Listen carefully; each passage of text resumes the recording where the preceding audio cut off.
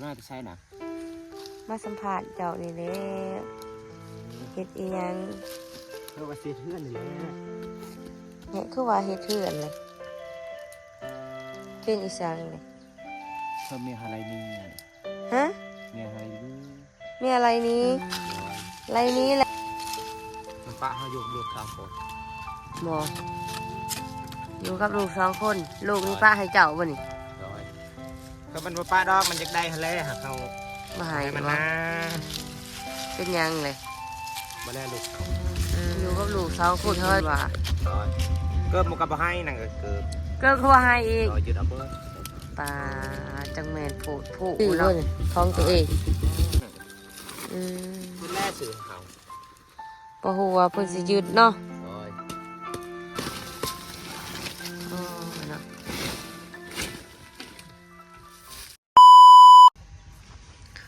สบายดีพี่น้องมื้อนี้ก็ได้มายามบ่าพวกคือเก่าพี่น้องเนาะมาเลยโอ้ไผนี่เห็นลูกเพิ่นพี่น้องเอ้ยไปไสละเจ้าหั่นไสเพาะเจ้าไปหาเพาะเจ้าเบิ่งไปเบิ่งเอายางสบายดีกล่องนี่โย่บ่ม่วนบ่นี่เบิ่งไปใส่พอจะไปใส่น่ะเฮ็ดอีหยังเด้อยู่นี่เนาะพี่น้องสบายดี โดยสบายดีนั่งเลย เฮ็ดหยังเลยขุดอีสังเลย น่าจะใช่นะ มาสัมผัสเจ้านี่แหละเฮ็ดอีหยัง เพื่อว่าเสียเพื่อนนี่แหละ เนี่ยคือว่าเฮ็ดเถื่อนเลยเป็นอีสังเลย เพื่อมีอะไรนี่ ฮะ มีอะไรนี่ มีอะไรนี้ โดย อะไรนี้แหละ โดย เอาคือว่าสันเลย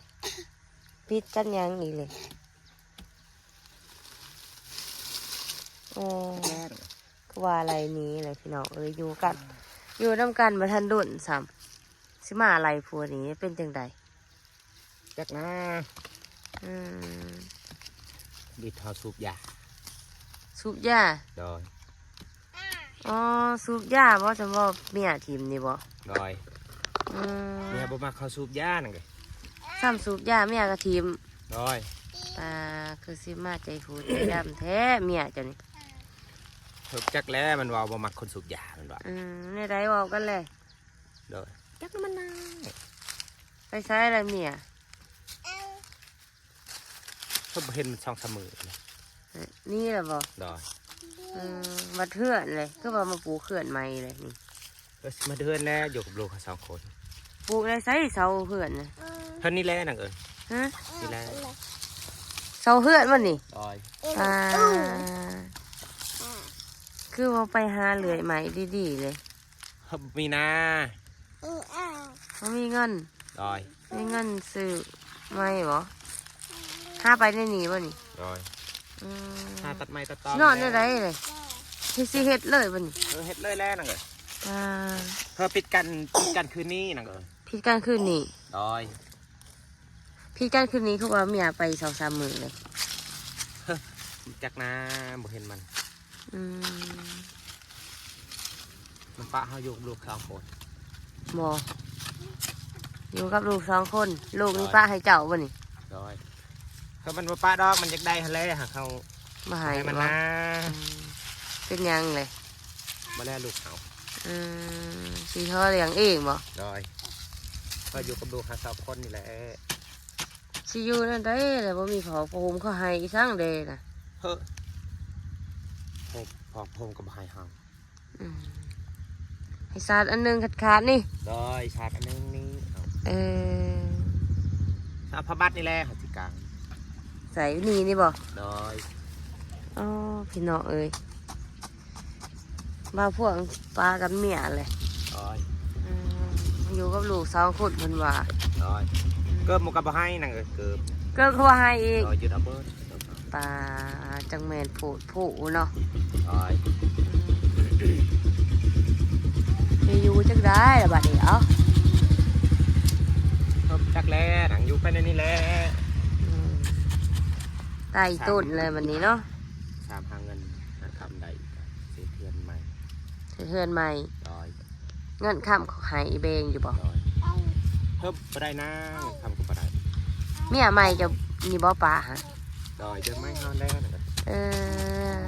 ห้ากระแตงบ้างแล้วนี่ มาท่านแจ้งนะหนังคืออยู่นำเฮาสิ ใช่ว่าให้แล้วเงินขะดอกหันให้แล้วบ่ หายคนละครึ่งนึง ให้ครึ่งหนึงแล้วเพิ่นกับป่าเพราะว่าตีตัวเอาเงินขะดอกเนาะ จักแน่เขาก็จักไล่ขึ้นได้หนังไอ้เขา สั่งยาสูบยานี่บ่ ดอยครับกำลังลองซูบหนังเอ้ย โอ้กำลังลอกสูบ ดอย เพิ่นก็เห็นบ่มักซ้ำ ดอยฮันนี่แต่บุกเขา โอ้ใส่นี่ทงนะ ดอย อย่าปลุกนี่ทง เขาก็สูบ2-3 บาท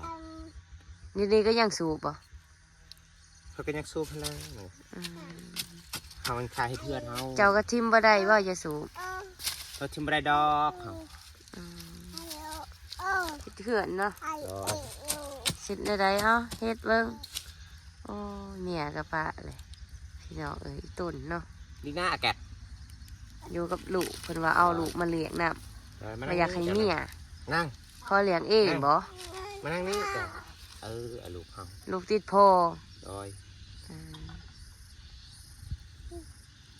เพิ่นว่าจะได้ลูกเขาไปเลี้ยง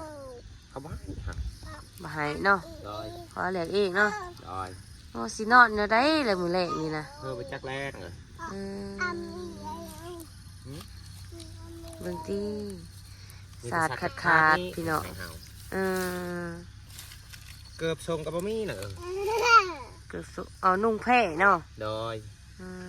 เกือบก็บ่มีโอ้ยเนาะเมียก็บ่ให้สังเนาะเงินเนี่ยมีอยู่บ่ เงินบะมี่พักกี้ บ่มีพอขี้ ดอยข้าวสารเขาหมอน้ำหมอยังกับบะมี่เนอะ สิกินได้ได้เลย เพิ่มจักแรก โอ้พี่น้องเฮ้ยเนาะ แต่มื้อแรงพอแล้วจะหาเลาะยืมอันนั้นพี่น้องแทนเนาะ มา บาทดอย หายืมไปก่อนบ่ ดอยเพิ่นได้นางเขาให้เพื่อนกันได้นางนี่ ไปเชื่อนก่อนเฮ็ดได้อ่ะเสร็จได้ได้เนาะ เห็ดอันนี้เลยเขา ก็อยากปลูกเขือดพี่ดอก มีหอกใจดำนี่ครับ เมียกระทิมโอ้ยเนาะ ดอย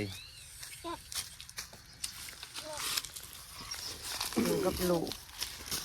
โอ้ยชินอนอยู่ไซแล้วมือแรกนี่ฮะฮะผลมัดสกุกลุ่มใหญ่บ่ ดอยมันเอานี่แหละ บ่เห็นเมียโดดหรือบ่ เพิ่นไปคืนนี้นะน่ะ ไปขึ้นนี่ ดอยไปใส่พี่ฮาคูบาวไปจัก อยู่กันบ่พอเท่าใดเนาะ นางไปจักคนในหน้าน่ะ เอามาให้จับให้อีกเอาเฮ็ดไปทางใดเลย ไปอีกนะ เอาผลเศร้าเขื่อนบ่นี่ตูบตีนี่ เขาตู้พแล่น่ะ ผลเนาะ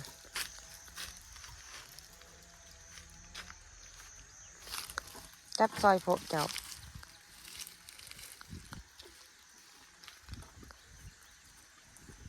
เฮ็ดไปในทางใดเลย นั่นแหละ เพื่อนให้บัตรอันเที่ยวดีบ่ ดอย เพื่อนให้แล้วว่าไปขอยืมนี่ ที่ข้อระมูนี่แหละน่ะ บัตรเพื่อนตัวนั้นเพื่อนมาให้บ่เลย เป็นไรเท่านี้แล้วนะน่ะ มาให้อยู่เพื่อนเลย ดอยเอามาอยู่เหรอ อยู่คนเดียวแล้วเนาะ ดอย ใจบ่ ดอยอันนี้ก็ หาเฮ็ดใหม่เนาะ อันนี้ก็ดินนาบ้าวด้วยนี่นะ โอ้นี่นะบ่าว ดอยทับตีนลูกค่ะ ขออยู่น้ำเพิ่น ดอยมาปลูกนี่แหละครับจะได้ บัด คนไทยให้นี่กะบุกนี่มันอยู่อีเลยค่ะ ขออยู่น้ำเมียอยู่ทางนั้นบ่ได้ซะบ่ เอาไปจักแลขออยู่ไปได้นี่แหละ เพื่อนเมียเก่ากับเจ้าคือว่าสิไปยึดเอาหรือในใด เนี่ยไปจักแลเพิ่น เจ้าก็ใจดีให้เนาะ ทำไมอยากได้คือจะได้ไรคนนี้ครับ เอาเลยเนาะ โดย เป็นไปเลยพี่น้องเอ้ยโอ้อยู่นำกันบ่พอดุนกันไรนี้เลยคิดกันย้อนสูบยา โดยเขาสูบยาปุ๊กนา สูบยาสูบนี่แหละเนาะ โดยนี่ยาเซนเฮาอย่าปุ๊กเขาดิ คนคือไปเลยเนาะ โดย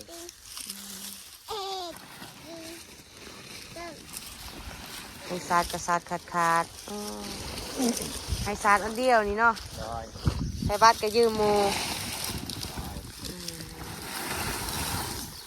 นี่บอก ไม่แน่น่ะ เฮ็ดพ่อเลยอยู่เนาะ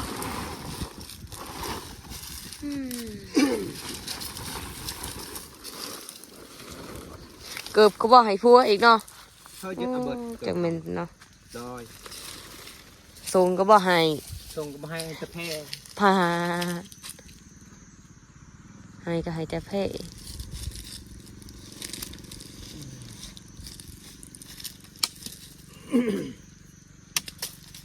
อันนั้นเด้เพิ่นว่าส่งก็ค่อยซื้อให้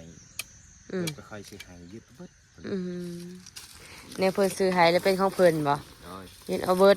เขาไปจักลายเลยเขา เจ้าเขาบ่ได้ซื้อว่าเนี่ยของตัวเอง บ่นั่น เ คนแรกซื้อเขา พอฮู้ว่าเพิ่นสิยึดเนาะ โดย อยู่บ่ในนั้น ดูนะ ลมพัดสิบ่ปิ้วไปเบิดบ่นี่แน่นานบ่พ่อแล้วบ่ฮะ เพิ่นอันนี้แหละเขาจะเอาสาดไปปูนะก็ เออโอ้ลมพัดสิบ่ไปเบิดบ่นี่ตูบเจ้านี่ฝนตกมันสิบ่หัวบ่เลย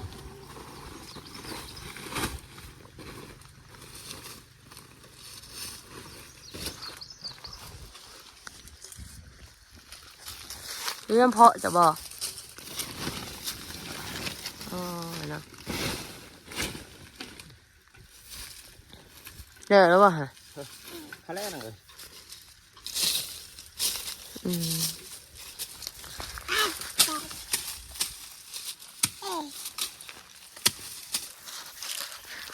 คนนั่นแหละเนาะ คือสิจังในนี้ได้เห่านะ เฮ้ยคือว่าปูเลย เอาอีสั่งเลยปู ปูเอาชอบเอาเห่า อืม ปูก็นั่งเนาะ อืม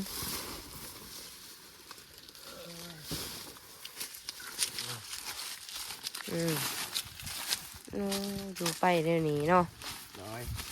มาเข้ามาล่ะ อืม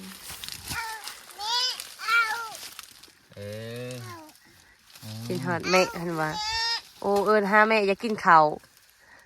อยากกินข้าวป่ะน่ะ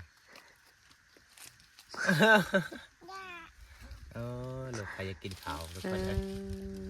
เขาบ่มีข้าวกินหรอกเลยโดยน่าเหม็น อ เนาะ ยู่สองคนเนาะ อย่าเห็นนั่นที่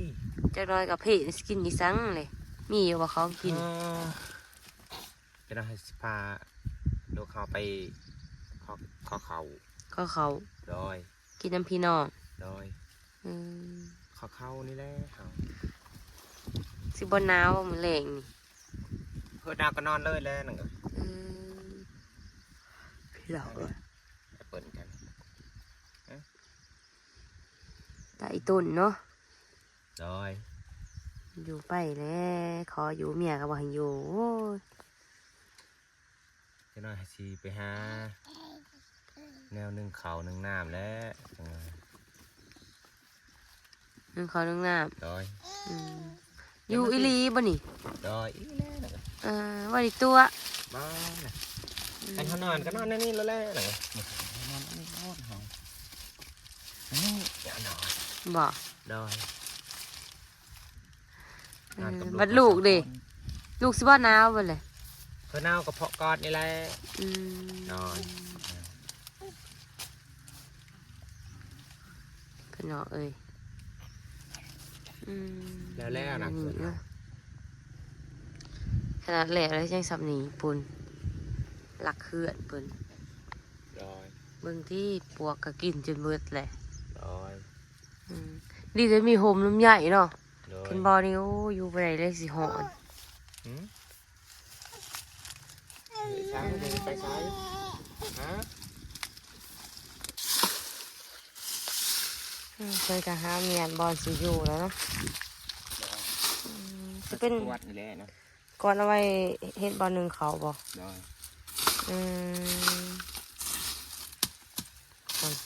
ปันอยู่กับหกแท้ๆกลางคืนงูสิบ่ตอดบ่นี่ จักแล้วนะ อืมสิได้ปิดคลิปสักนิดก่อนพี่น้องเอ้ยตอนค่ำๆก็สิกลับไปถ่ายเพิ่นใหม่เนาะเพิ่นสิอยู่จังใดวันนี้เนาะติดตามนำกันพี่น้องเอ้ยสิเป็นใดๆเนาะ เขาจะมีบักไผ่นะ ทำกับไฟบ่มีดอก ฮัตจูดนี่ บ่มีบ่เฮือนเมียเจ้าขอนำเมียเจ้าไปได้ซะบ่ เพิ่มกาไปนะ บ่กล้าไป ได้ โอ้เฮือนตัวเองขอนำไฟหนึงว่าสิ เพิ่มขยันมันให้นะ อะปิดคลิปได้นี่ ได้ อาสิขอปิดคลิปไว้สำนี้พี่น้องเอ้ยพอกันคลิปหน้าเนาะ